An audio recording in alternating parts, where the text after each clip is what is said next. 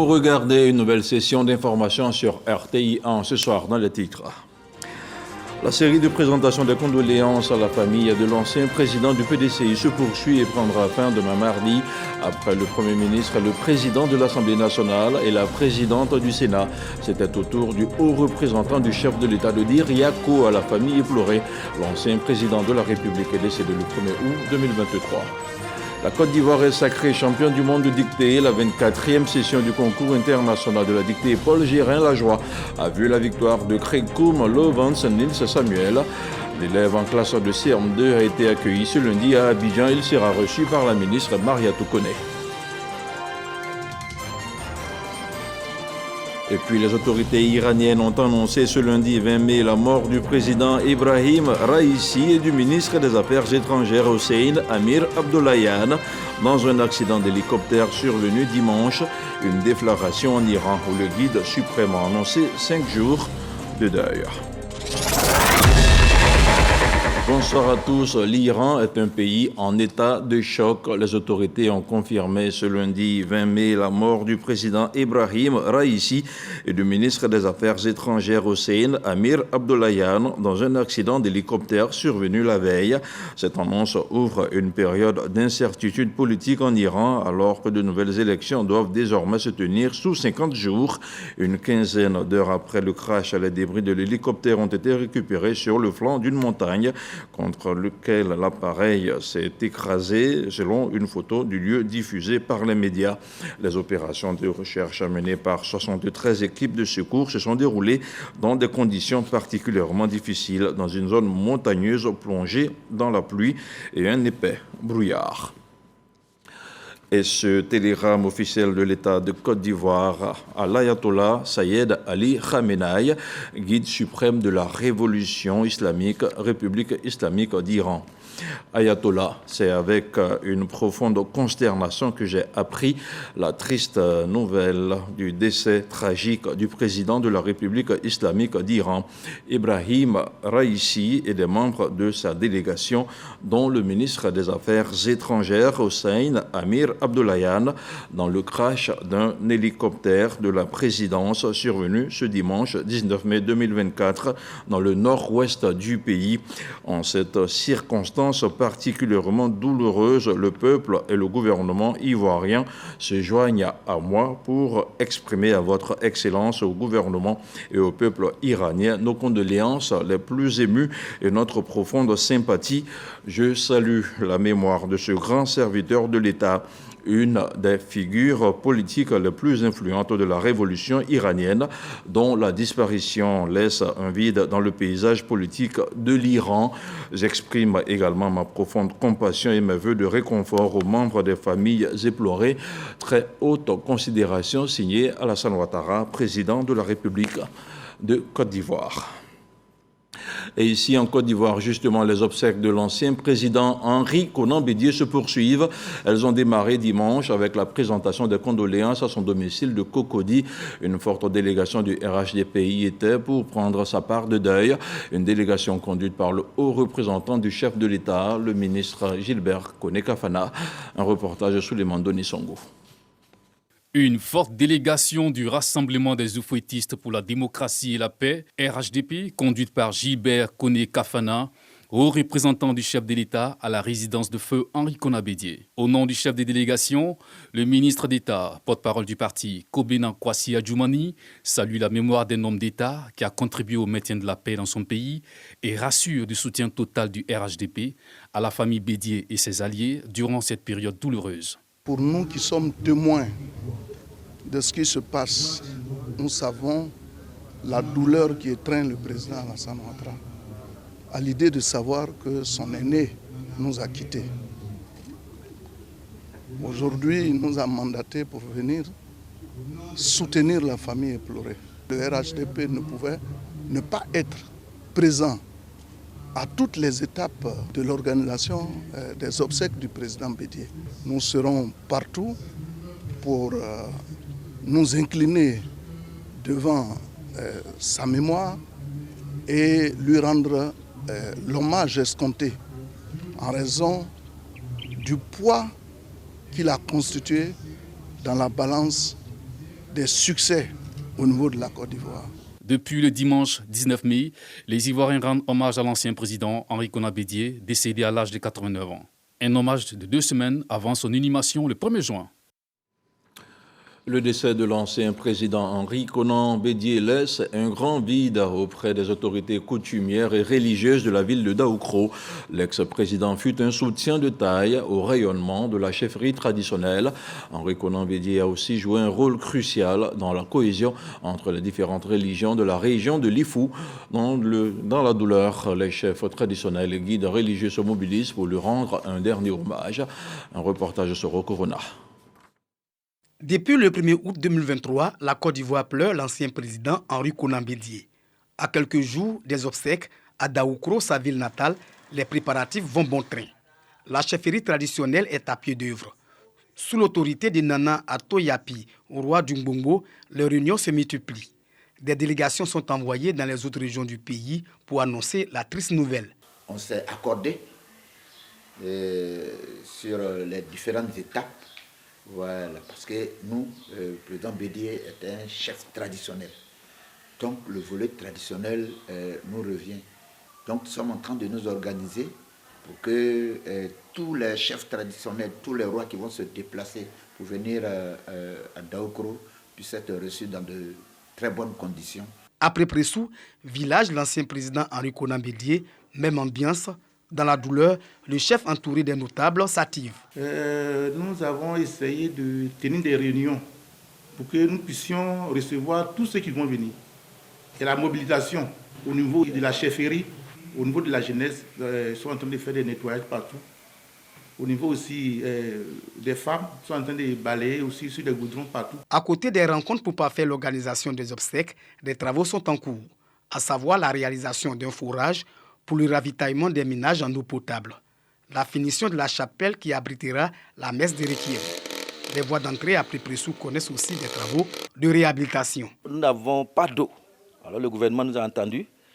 Il a envoyé des experts pour faire 2 forages pour que notre château soit bien garni pour recevoir tout le monde. Dieu merci, des machines sont arrivées, en tout cas pour dégager le village, pour que les gens qui viennent avec leur voiture puissent garer leur voiture, puissent quand même s'asseoir, puissent en tout cas dormir là, pour que tout le monde puisse pleurer le président Bédié comme il se doit.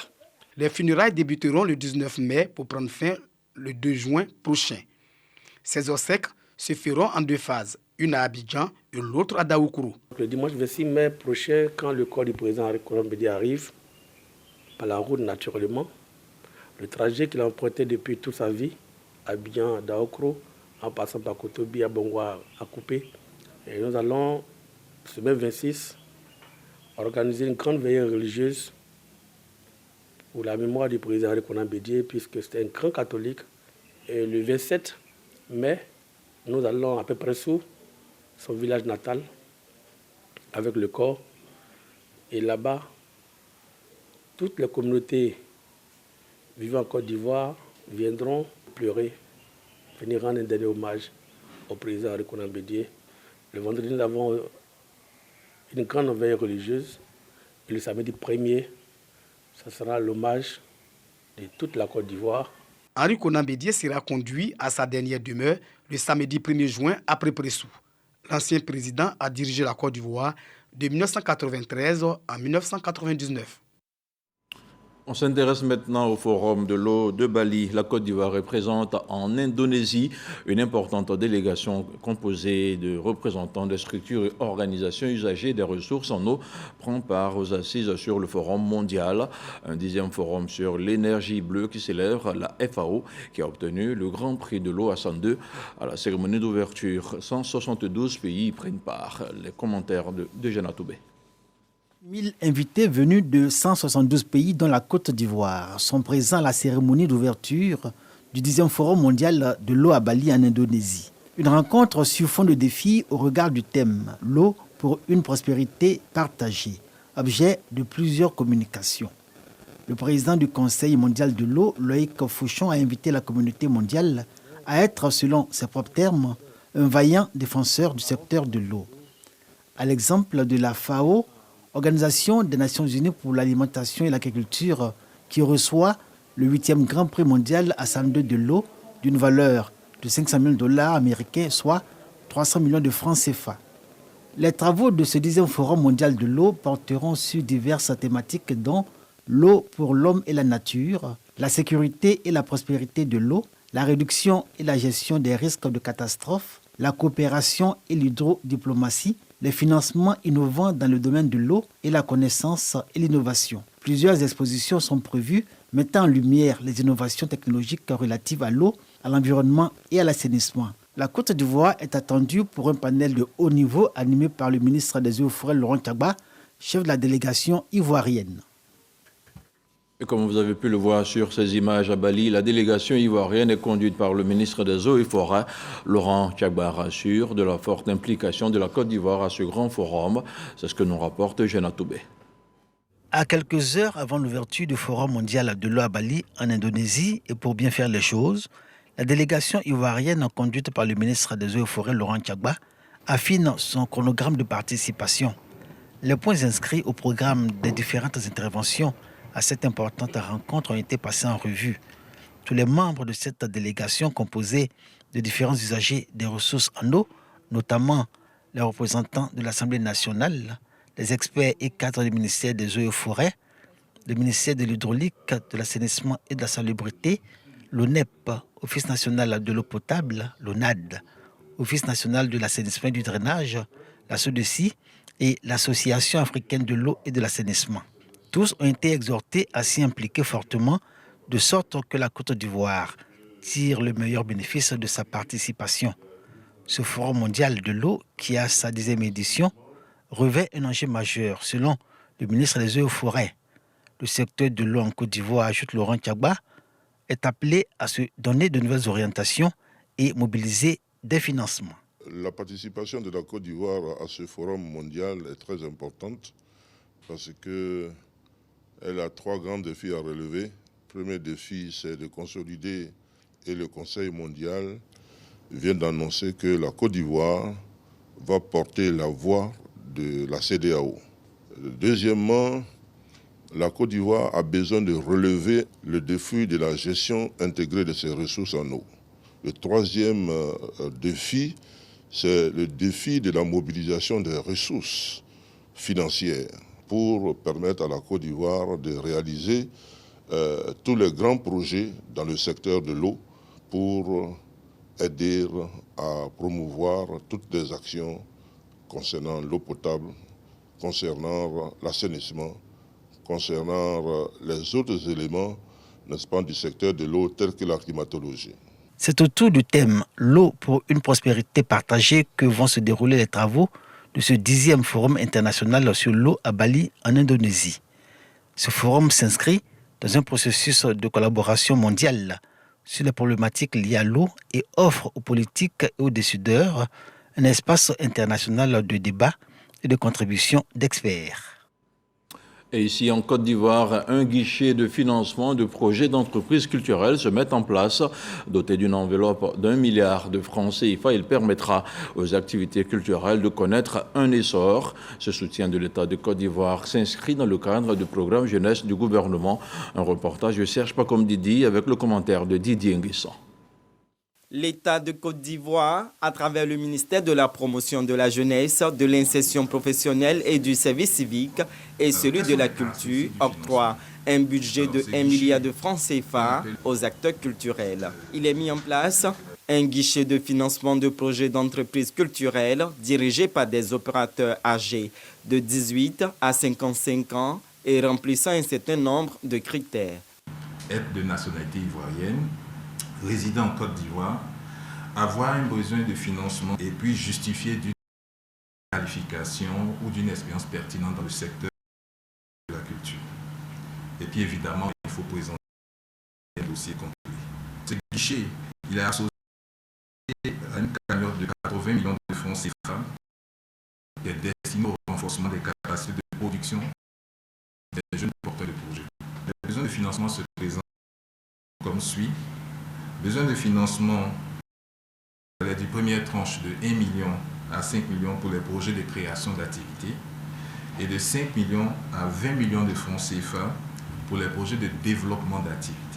En avril dernier, lors de la cérémonie de clôture de la 13e édition du Massa, le dit projet a fait l'objet d'une signature de convention entre des structures partenaires, l'Agence Emploi Jeunes et la Direction du partenariat et des projets du ministère de la Culture et de la Francophonie. Ce programme permettra d'apporter des réponses concrètes à l'employabilité et à l'insertion de notre jeunesse.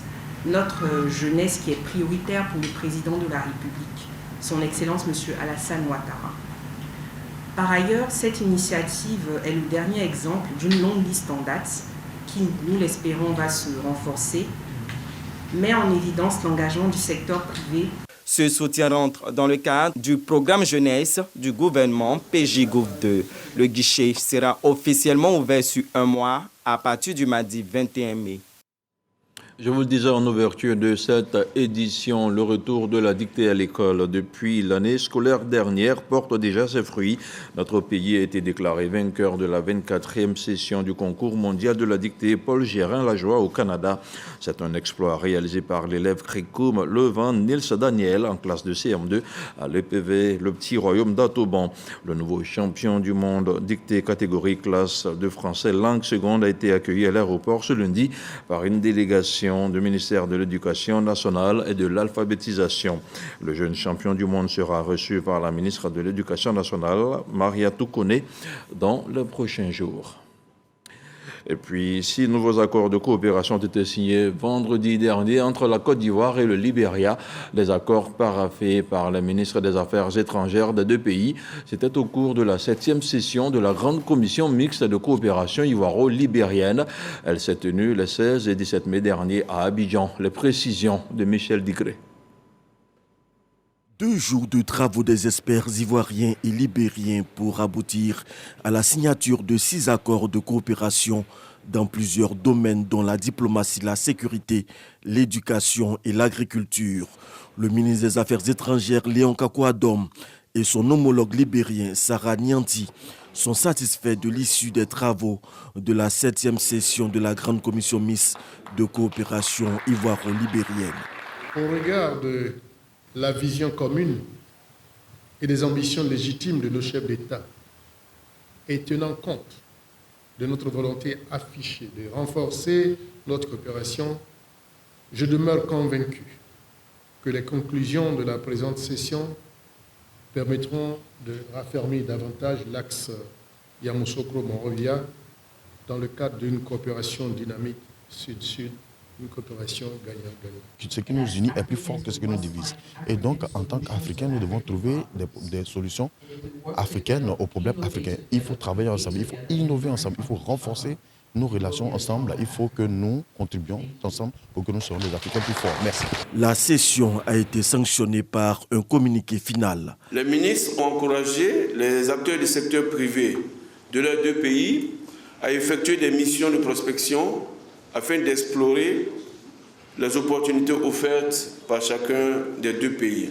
La prochaine session de la Grande Commission mixte de coopération ivoiro-libérienne se tiendra au Libéria à une date qui sera fixée par voie diplomatique. À présent, le BIPIA, le Bureau ivoirien pour la promotion de l'intégration africaine, invite les communautés à s'impliquer davantage dans le processus d'intégration. Un appel lancé mercredi dernier au cours d'un atelier qui s'est tenu à Abidjan. L'objectif principal de la rencontre était de répertorier toutes les communautés africaines vivant en Côte d'Ivoire et de les appeler au rassemblement autour d'un projet commun. Le reportage de Carmel Dia. 28 communautés sur les 54 que compte le continent africain sont représentées en Côte d'Ivoire. Ces chiffres sont du Bureau ivoirien pour la promotion de l'intégration, BIPIA. Ce présent atelier s'assigne les objectifs suivants. D'établir une véritable cartographie des communautés africaines dans notre pays, mais également d'échanger avec les communautés sur le plan d'action 2024 du BIPIA. Ce statut de terre de l'intégration est par ailleurs une motivation pour renforcer l'impact positif des communautés africaines dans l'espace national. Les communautés africaines vivant en Côte d'Ivoire ont répondu présent à cet appel lors d'un atelier et ont formulé des doléances à l'endroit du président du BIPIA. Au nom de mes collègues, chefs de communauté, je vous félicite pour votre initiative et je tiens à vous rassurer que de notre engagement à vos côtés.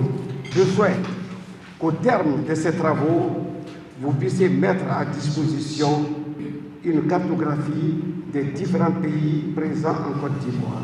Pour le représentant du ministre délégué en charge de l'intégration africaine, cette initiative est à saluer. Toutes les communautés contribuent à l'essor économique et culturel de notre pays. Afin de renforcer l'existant, nous encourageons le BIPIA à intensifier les efforts pour un encadrement plus dynamique des dites communautés.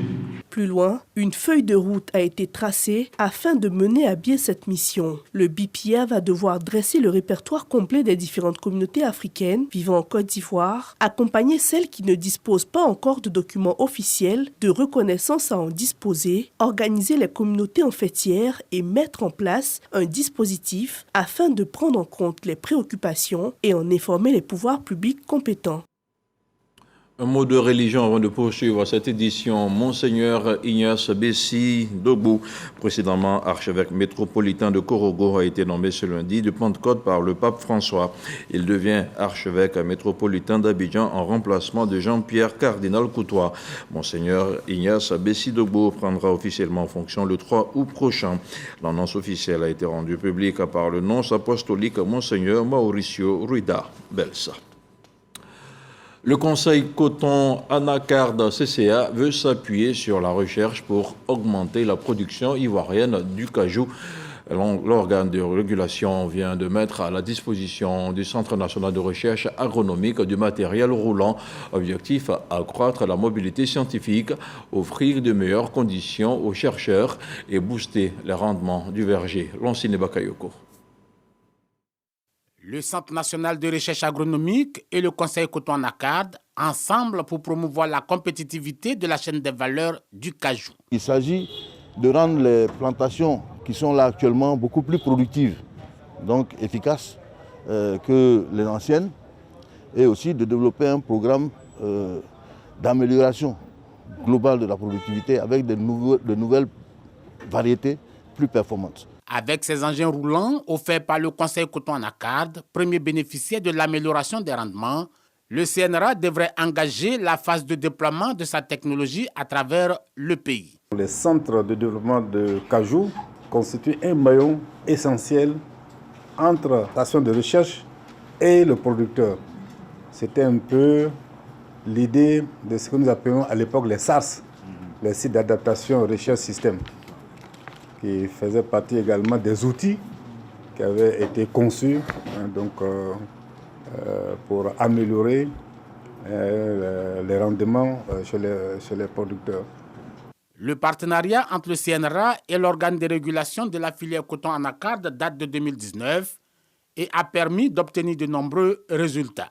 En plus de l'établissement de banques de gènes, la collection d'anacardiers, le test des hybrides et l'installation des centres de développement de cajou, les premières actions entreprises ont permis l'installation de 23 pépiniéristes qui ont fourni 106 000 plants améliorés aux producteurs pour la campagne agricole 2023. Les clones mis à la disposition des producteurs par le CNRA ont également permis de créer de nouvelles plantations.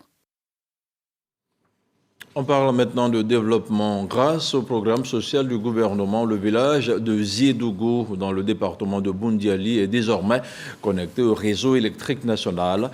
La localité est également dotée d'un foyer des jeunes par la mutuelle de développement. La mise sous tension et l'inauguration officielle de l'espace dédié aux activités de la jeunesse a été faite par le président du conseil régional de la Bagoué, le ministre Bruno Nabanyekone. La correspondance de Charles Tatou. Dans la région de la Bagoué, ici, les cadres affichent une réelle volonté pour le développement de leur village. À travers leur mutuelle de développement, ils viennent de doter la localité d'un foyer de jeunes et faciliter son électrification par le programme social du gouvernement. Le ministre de la Construction, du Logement et de l'Urbanisme, par ailleurs président du conseil régional de la Bagoué, choisi pour le parrainage de la cérémonie de mise sous tension, couplé à l'inauguration du foyer de jeunes, s'y est rendu en personne avec une forte délégation. Bruno Nabagno-Koné a témoigné sa reconnaissance à la population de Ziedougou pour sa contribution à son accession à la tête du conseil régional de la Bagoué avant d'exhorter celle-ci à faire confiance au président de la République, Alassane Ouattara, pour d'autres actions de développement après l'électrification du village. Le chef de l'État est obsédé par les questions de développement. Il est obsédé par la question de l'amélioration des conditions de vie de nos populations. Il dort avec ça, il se réveille avec ça. Il pose des questions tous les jours à tous les cadres, à tous les ministres, pour savoir comment ça évolue dans telle région, dans telle région. Disons merci au président Alassane Ouattara. Félicitations à la mutuelle de développement de Ziedougou, à la MUDESI, pour cette très belle action au profit de toutes les populations et en particulier au profit des jeunes. Les danses du terroir ont, par leurs prestations, traduit l'hospitalité légendaire du peuple de Ziedougou au ministre Bruno Koné et sa délégation. La Caisse de dépôt et consignation de Côte d'Ivoire a démarré le processus de remboursement des cautions versées par les candidats lors des dernières élections locales de 2023. Le processus prend en compte les régionales, les municipales et les sénatoriales. Les différents candidats éligibles au remboursement sont invités à se rendre au siège de l'établissement financier public. Marie-Chantal Candan a suivi pour nous le démarrage des opérations. L'opération de remboursement des cautionnements électoraux pour les candidats non retenus aux élections locales de 2023 est actuellement en cours à la Caisse des dépôts et consignations de Côte d'Ivoire, CDC-CI. Lorsque le candidat se trouve à mon bureau, je suis censé instruire son dossier après avoir aussi effectué mes contrôles d'usage et lui restituer son chèque. Alors quand c'est une restitution en espèces, je fais aussi le contrôle d'usage, je lui donne le OK pour la restitution, il se rend à la caisse et la caisse lui restitue ses fonds en espèces. Malgré un démarrage timide, les bénéficiaires se succèdent progressivement pour récupérer leur remboursement. J'ai été appelé par la Caisse de dépôt et consignation de Côte d'Ivoire pour être remboursé. J'ai plus de 10% du suffrage exprimé. J'ai eu 25% et donc naturellement je viens prendre le cautionnement que j'ai déposé pour être candidat. Moi, je suis dans le cas des candidats non retenus. Donc, il était question, selon les tests, qu'on puisse nous restituer notre caution. Je ne m'attendais pas à un chèque, je m'attendais à quelque chose en termes de liquidité, mais toujours est-il que la caution a été restituée. Je pense que je n'ai pas satisfait. Le secrétaire général de la CDCI a souligné l'importance de cette mesure qui s'inscrit dans un processus se déroulant sur plusieurs mois. Le code électoral indique dans ses dispositions une restitution des cautionnements 1 an après la proclamation donc, des résultats. En fonction du type d'élection, les candidats doivent s'inscrire donc, dans ces différents délais. Et les bénéficiaires, ce sont les candidats déjà dont les candidatures ont été rejetées ou soit les candidats qui ont obtenu plus de 5% des suffrages. Nous sommes sur un effectif de 27 000 candidats qui sont éligibles sur les 35 000 candidats qui ont eu à participer donc, aux dernières élections. Cette démarche vise à garantir la transparence et l'équité dans le système électoral en offrant ainsi une opportunité aux candidats non retenus de récupérer leur caution. C'est la fin d'un feuilleton judiciaire de plusieurs années en Afrique du Sud. La Cour constitutionnelle, la plus haute juridiction du pays, a déclaré lundi l'ex-président Jacob Zuma inéligible en raison d'une condamnation à la prison en 2021. Elle a aussi prononcé son exclusion des élections générales prévues dans 9 jours. Âgé de 82 ans, il avait été condamné par cette même Cour à 15 mois de prison pour outrage à la justice, après avoir refusé à plusieurs reprises de se présenter devant une commission d'enquête sur la corruption d'État pendant ses 9 années au pouvoir de 2009 à 2018. Il est l'heure pour moi de vous dire au revoir. L'info revient demain à 6h30. Bonsoir.